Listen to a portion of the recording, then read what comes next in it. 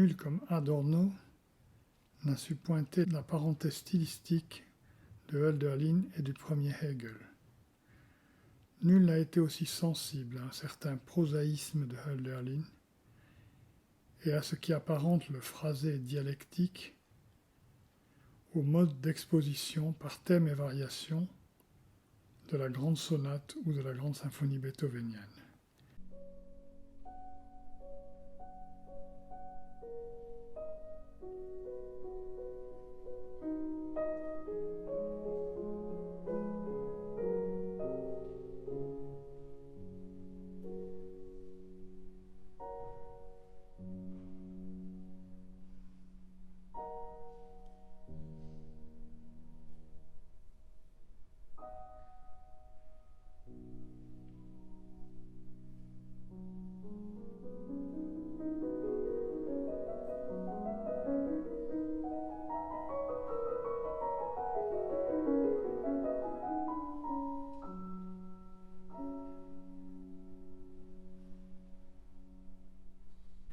Il y a pour Adorno une écriture philosophique, poétique, musicale, du spéculatif. Et l'impressionnant chez Adorno est qu'il n'en reste pas là. À aucun moment, il ne se contente de rabattre Hölderlin sur une sorte de hegelianisme inabouti. Ce qu'il vise au contraire, et c'est là sans doute que se décide la surprenante convergence de son propos avec celui de Heidegger, c'est le moment de la rupture, ou mieux de la mise en suspens, dans Hölderlin, du spéculatif. Ce qui l'intéresse en réalité, même s'il ne le thématise pas systématiquement en ces termes, c'est la césure. Autrement dit, puisque dans Hölderlin le mot en implique le concept, le tragique.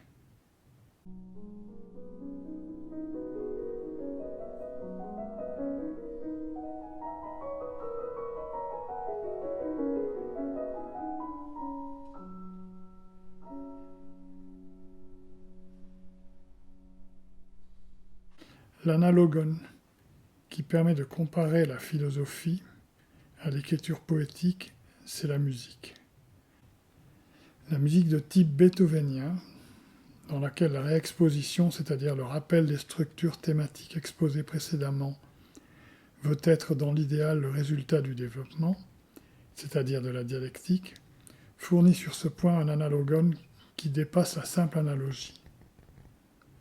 Mais ce que l'écriture musicale accomplit, mesurée à l'aune de la syntaxe spéculative, si c'est bien une synthèse, cela reste une synthèse, dit Adorno, non conceptuelle.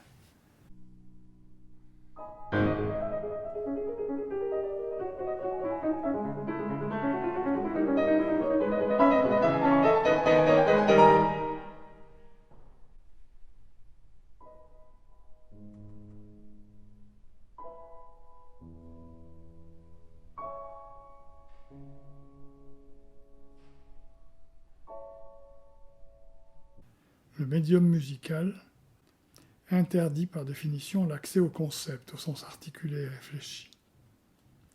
De même, dans sa différence affirmée à la philosophie, ce que tend d'atteindre la poésie de Hölderlin, c'est une telle synthèse non conceptuelle.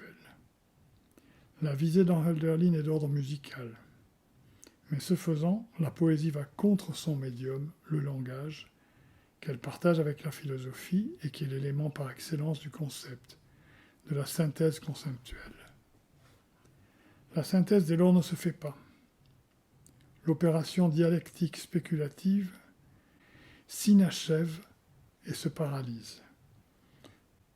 D'où la rupture syntaxique, comparable à celle qui affecte traverser l'épreuve du langage, Fidelio, Missa Solemnis, 9e symphonie, la dernière musique de Beethoven. Bref, les ultimes variations, sonates et quatuors.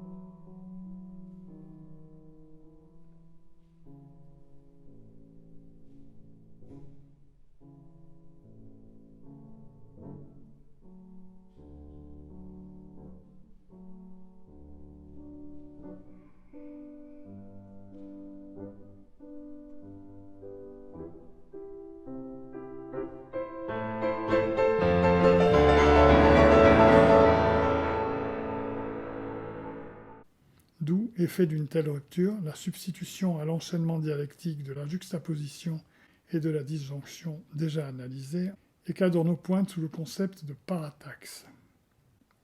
Mais là où Heidegger réfère la syntaxe disjonctive de Hölderlin au grand style contrapuntique et à son organisation profonde, Adorno, plus attentif à la négativité, met l'accent sur la désarticulation de l'écriture de Hölderlin.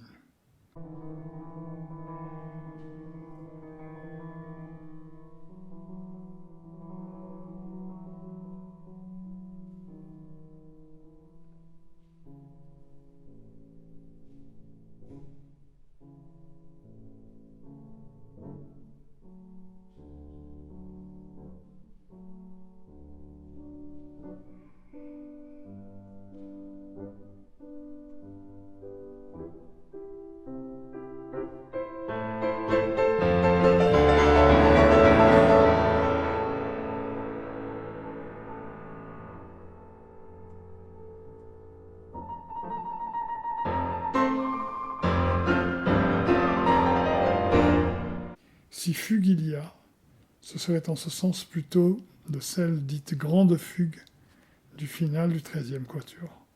Son Hölderlin est en somme celui de la déchirure non cicatrisable qui écarte, au lieu même de leur adjointement utopique, philosophie et musique, art et pensée, et qui subit jusqu'au bout, jusque dans son écriture, la loi sans loi de cet écartèlement.